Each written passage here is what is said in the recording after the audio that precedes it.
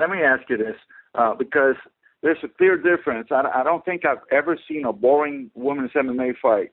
And between your last couple of fights and Sarah's fights and Misha's fights and even the two Invicta shows, we are yet to see a boring women's MMA fight.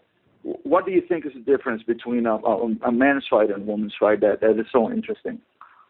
Well, I think women in general all have something to prove. You know, we all got a chip on our shoulder, and we should be angry about the lack of respect that they've received up to this point.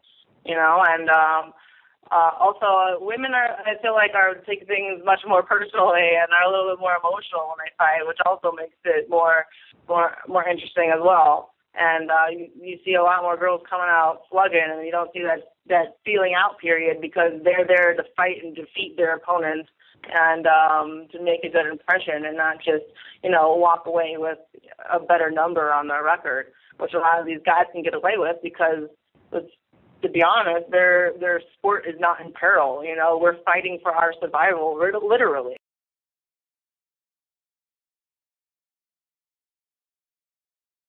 Yes, ever so often in male MMA we'll get, you know, a couple of boring fights on a card, but it doesn't happen very often in women's MMA. Do you think that maybe testosterone and male egos play a little bit into it, and why do we hardly ever get a boring women's MMA fight? No, I don't think that testosterone has a role to play. I know that they do have a tendency to butt heads a lot more. You see weigh-ins and things like that.